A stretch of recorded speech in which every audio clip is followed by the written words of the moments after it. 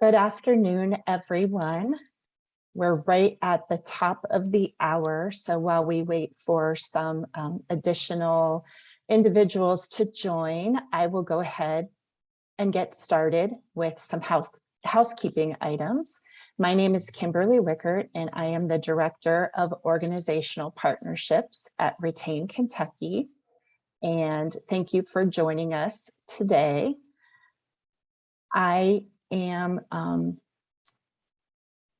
Everyone is going to be muted, but if you have questions, please put those in the chat and I will be monitoring that and we can answer your questions as we go along.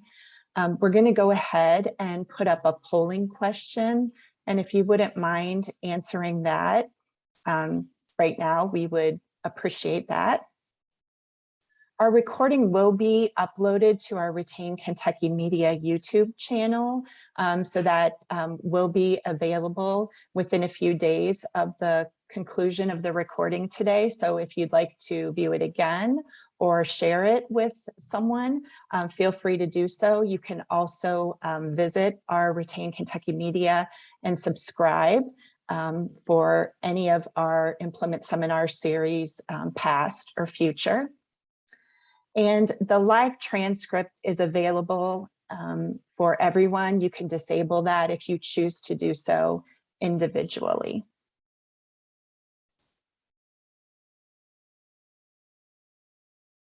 Today, I would like to review our objectives, and we're going to talk about what is well-being in the workplace, how to create well-being options in the workplace, and then our third objective is keys to retain services to support well-being in the workplace. And today we are fortunate enough to have Dr. Erica Chambers, who is the Director of Employee Engagement and Work Life at the University of Kentucky. In her role, she administers the university's employee engagement survey and action planning process. And Erica and her team are also focused on understanding and improving the employee experience with an emphasis on supporting employees' mental health, childcare, elder care, and flexible work needs. Erica holds a PhD in industrial and organizational psychology, and we're really fortunate to have her with us today to share some great information.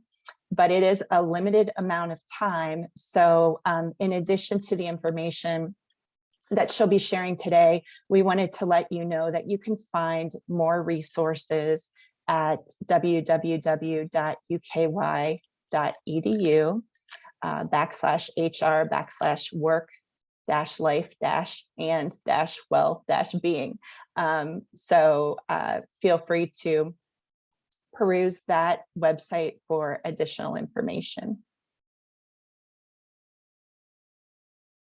So when Eric and I started talking about the presentation today, I wanted to get a better understanding of what well-being was. And so the Centers for Disease Control have well-being defined as a positive outcome that's meaningful for people.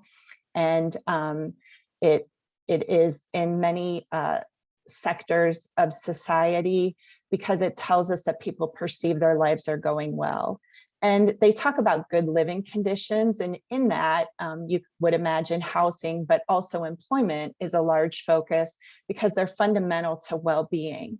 And they also say that well-being generally includes global judgments of life satisfaction and feelings ranging from depression to joy. So with that, I am going to go ahead and turn it over and welcome Erica to start sharing with us today, well-being in the workplace.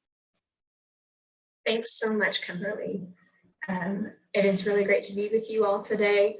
I am sharing information about what the University of Kentucky is doing to foster well-being and also give some ideas and insights. But I recognize that the University of Kentucky is one of the largest employers within Kentucky. I've also worked at small and medium-sized organizations, and I know what it's like to hear about all of the things a much larger or even global organization is able to do to support their employees.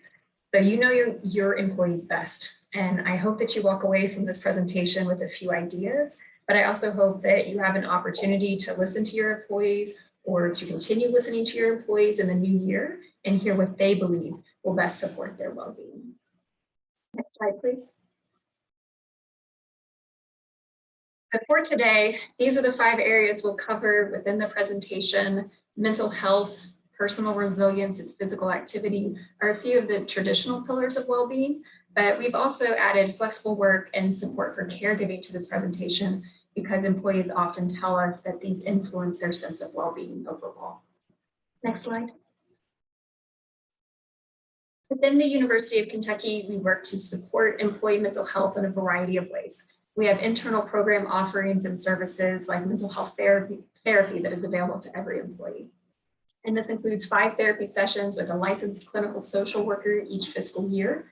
Employees can also utilize telehealth services at no cost through the benefits plan to see a therapist, psychologist, or psychiatrist. Having an internal team of therapists dedicated to employee mental health is somewhat unique, but there may be ways that you can also support employee mental health by partnering with an external employee assistance program or EAP. Many of these programs will do an assessment of the employee's need and then connect them to the care that they need within the community. There are also several apps available and that have really popped up within the last few years. I'm not suggesting these, or I don't know that much particularly about them, but I know that there's apps like Modern Health and Better Health. Your organization may use those, but they offer a monthly fee-based service to connect employees with mental health therapists, resources, and meditations, if that's something that you're thinking about offering to your employees. But overall, whether you are able to have an internal resource, provide external mental health support, or simply refer employees to resources and letting them choose what works best for them, the goal is to create a positive employee experience and communicate support for taking care of one's mental health. When we think about communicating that support for an employee's mental health, think about any seasonal work trends that may impact them. Within the university, we know that our campus employees may need additional support as we get to the end of the semester or when we come back from winter break. If you know there are times throughout the year that may be more intense of a workload or longer hours, think about ways you can prepare for that season and communicate resources and support for your employees. One of the initiatives that the University of Kentucky began offering in January of 2020 was Wellbeing Days. These are 2 days employees can access from their accrued leave each fiscal year and use towards anything that supports their well-being. They do need to follow the department's process for requesting time off, but they do not need to give a reason for why they are taking a well-being day or how they will spend the day. Employees have told me they've spent their well-being days at home gardening, they've caught up with friends while those friends were visiting them in town, they've gone hiking at Red River Gorge, and a few have even told me that they went to Keeneland. It's a simple way for the university to support our employees' well-being and give employees the ability to define what taking care of their well-being looks like to them. We brought up Chill and Chats with Kimberly, and she really liked this idea, so I wanted to share it with you all as well. The idea is simply a way to connect with someone on your team or in the organization in an informal way. There doesn't have to be an agenda, and it could be as short as a 15-minute discussion. The goal, though, is to connect one-on-one with your employees on a regular basis to see how they are doing, and especially if you are the supervisor, understand what support they may need from you or others within the organization. For some employees, they do need or want to talk with a licensed provider about their mental health. Some employees may simply just want to connect with someone about making some positive changes in their life. So within the university, we do have health coaches, and this is where they step in. So they aren't creating a treatment plan. They're not telling employees what they should be doing with their life. The health coaches simply ask the employee about what they want to achieve, and then they work with the employee on various tools and strategies to help them achieve those goals. The health coaches can also be a source of encouragement whenever needed and just help someone refocus whenever they have a setback. Within your organization, you may not have the ability to offer an internal resource with a certified health coach, and that's okay. Your supervisors, the HR team, there may even be some budget to bring in an external health coach. Any of these can be options to help employees with resilience as well. If your supervisors are the ones who are best positioned to support employees, then it really, again, starts with having those one-on-one conversations. And perhaps these types of conversations happen quarterly, maybe it's twice a year, but it's as simple as supervisors asking the employee about their interest and goals and creating a realistic plan together for achieving those. And then sometimes referring employees to external or community-based resources for additional support whenever needed. One of the ideas our health coaches talk about is the power of tiny habits. If you're interested in this too, BJ Fogg, it's Fogg, he wrote a book on this topic and I highly recommend it. The book can be a helpful tool for supervisors and leaders as well when working with employees or teams to make changes that last and are for the better. Next slide, please. I love this slide, Eric. I think I mentioned to you, everybody looks really energized and happy doing physical activity. So I thought it was great to promote that. Yeah, and this is not what I look like doing physical activity. So I would love to know exactly what they're engaging in. Me either. Wonderful. Well, okay, so the next slide then talks about just physical activity in the workplace. Within the University of Kentucky, we do offer an employee-dedicated fitness facility as well as in-person and virtual fitness classes. This, again, may not be something that you have the space to offer or that you even can think about offering to employees, but as an employer, you can encourage physical activity as part of an employee's workday. I worked for an organization in downtown LA. I would have loved to have stepped outside our high-rise office tower to go run on a trail during lunch or even ride my bike to and from work. Instead, being in downtown LA, we had a concrete jungle, and depending on the time of day, it wasn't always safe for me to walk or bike alone on certain areas. So we improvised. We would climb the stairs together, literally all 38 floors at lunch. Another small business I worked for purchased a treadmill and recumbent bike for the office, and they put it in the warehouse for employees to use. They also offered yoga classes to employees once a week during lunch. This was helpful for those of us who didn't have access to a gym or had a long drive home or after work commitments and didn't have time to work out otherwise. One simple and no cost idea though is to encourage walking or movement meetings. We call them walk and talks. It's the moving version of the chill and chat. But again, these are just ways to take something you're already doing, that tiny habit, you're just making a small change, a meeting with an employee or coworker and adding some movement to it so you can add some physical activity to your day. Next slide. I guess we can go one more. So we want to discuss flexible work within this presentation because if you've read any news over the past year or so, you've likely read stories about remote versus office-based organizations, especially what people will be doing post-pandemic. The research is mixed on flexible work and how it contributes to well-being, with some differences found with remote work, specifically between men and women, as well as life stage and whether or not an employee is a caregiver. Regardless of what other organizations are doing though, it's important that your leaders and you all as supervisors understand your own business needs and then consider how flexible work can best support the needs of the business as well as employees. One of the questions I often hear is how to provide flexibility to employees who can't work at home. I think it's good to remember that flexing where people work isn't the only option. There's also options to flex when and how people can work. And a lot of the research about flexible work and positive outcomes for well-being is not about where someone is working, but whether employees perceive that they do have some personal agency within their work and control over their schedule. So if your business needs require most or all of your employees to work on site, are there ways that you can offer flexibility with hours or days that are worked? Are there ways that flexible hours may allow some employees to start and end their day later? And that could also better serve customers by offering extended hours. So just a few things to consider as I expect flexible work will continue to be in the news in the coming months and really top of mind for many employees.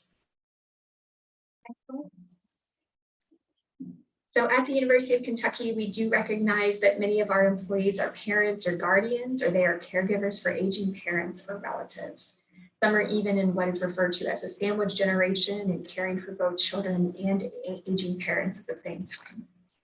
You may be in this situation or know of coworkers or team members who are parents of young children, but the pandemic really emphasized the importance of childcare to working parents. At UK, our work-life office supports parents in finding childcare close to campus or their home, and also runs a working parents network. Within your organization, you may have an employee resource group or an ERG for parents, or maybe you're thinking of starting one. This could be a great resource for new parents who have questions about returning to work after family medical leave, who want to talk with other parents about strategies for working at home when their child care center is closed, or just to meet other parents who are also working within the organization. Similarly, we support employees who are caring for aging parents or relatives through monthly care groups. This is a place where they can connect with other employees in similar situations. We also offer monthly seminars and bring in experts from around the community to speak about topics that are relevant to caregivers, thinking about whether someone is in need of assisted living or skilled nursing care. Those are the types of questions that we often get, and those care groups and seminars are able to support employees in that way. Employees with caregiving responsibilities may also benefit from additional support within the organization, including additional flexibility in their schedules. However, it's also good to remember that some of your employees may not be parents, they may not be caregivers, they do have personal responsibilities that can impact their well-being. So I want to turn it back over to Kimberly to discuss several different ways to inspire well-being at work. Thank you very much. That was great information, and we just thought we would see if you all would like to put information in the chat as far as ways that you have been inspired in well-being at work, or ways that you have inspired others in well-being at work. So let's take a minute here and go ahead and think of ways that you have seen that in action or promoted that within your workplace, and put that in the chat if you would, please.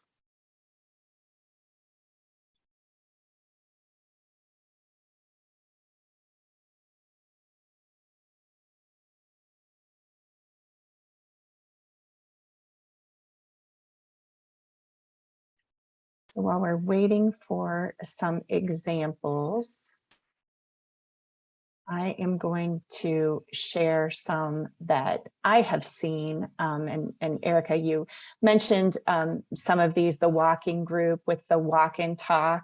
I've seen where individuals have started a book club.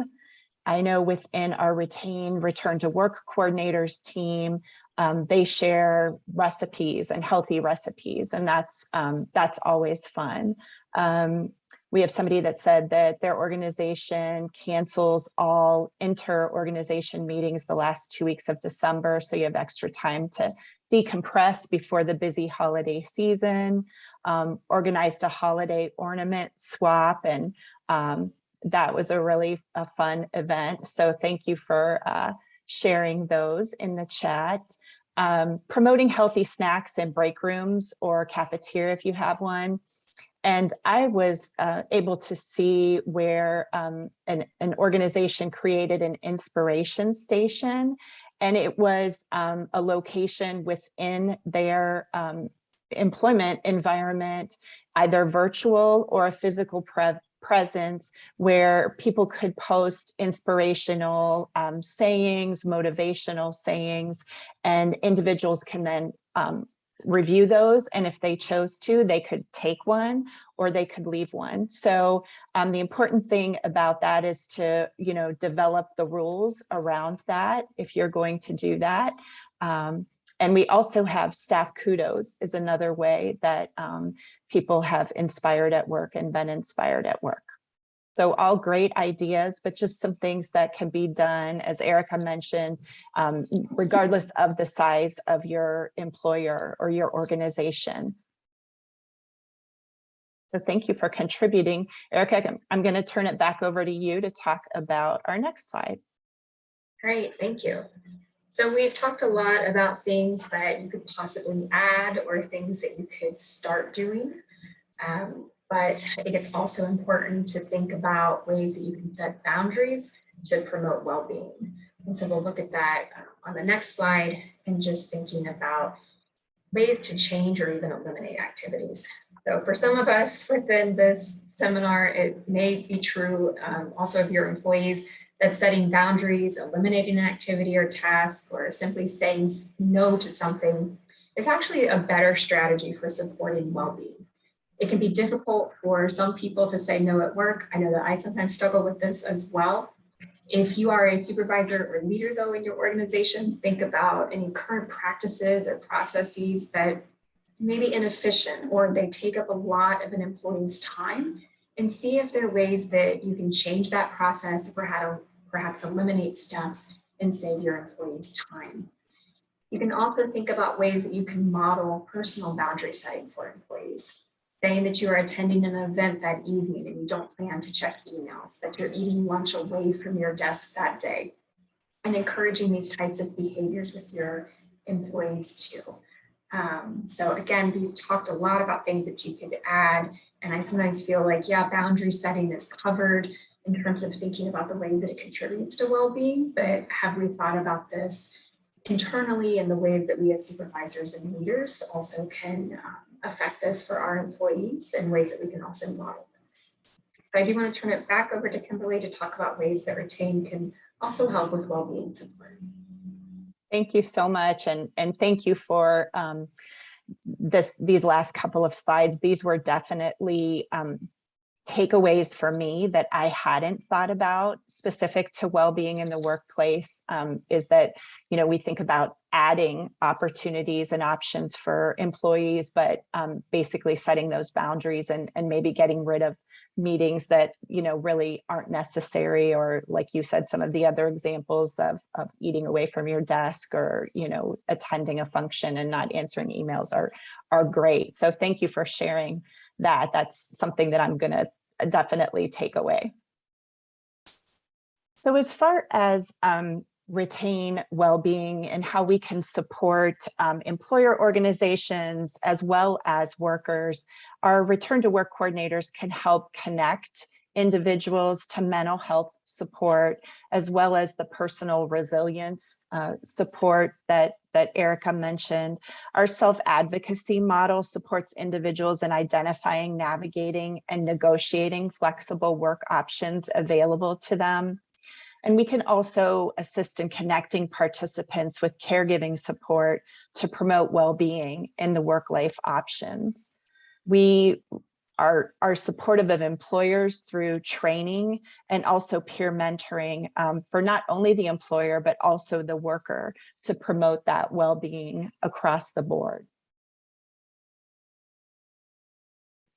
So this is our employee screener, or you may have heard it referred to as our handbill. And this is a really nice way for individuals who may be hearing about Retain Kentucky, that they can reach out to us via phone, our email, or our website, and they can scan this QR code. We've all seen this in multiple places throughout the pandemic, but by scanning this QR code, it asks them 3 eligibility questions. And then if they answer yes, takes them to our site so that we can then begin the process with them to become a participant within Retain. The other thing that is really great about this employee screener is that if somebody may not meet the eligibility criteria and still want some resources, we can provide that to them as well. So we have individuals who meet eligibility if they're 18 or older, reside in Kentucky, and are currently working or have worked within the last 12 months. And we make the referral process very easy. You can, as I mentioned, call us 859-562-3251, email us at retain@uky.edu, or visit at www.kyretain.org, and our employee screener that I just shared as well. So we would really welcome the opportunity to be able to support you and your workers in the well-being in your workplace. So let us know how we can do that. As I mentioned at the top of the hour, at the start of our presentation, all of our employment seminar series are available on YouTube at Retain Kentucky Media. So please check us out there. Like I said, if you want to rewatch today's presentation, you can do so, or share with someone else, but visit and subscribe today. And with that, I would like to once again say thank you to Erica so much for sharing the great information that you shared today, and for everyone who's been able to join us. And I don't see any questions in the chat. So I will just say, everybody have a great rest of your day. And thank you again for joining, and thank you, Erica, for your expertise.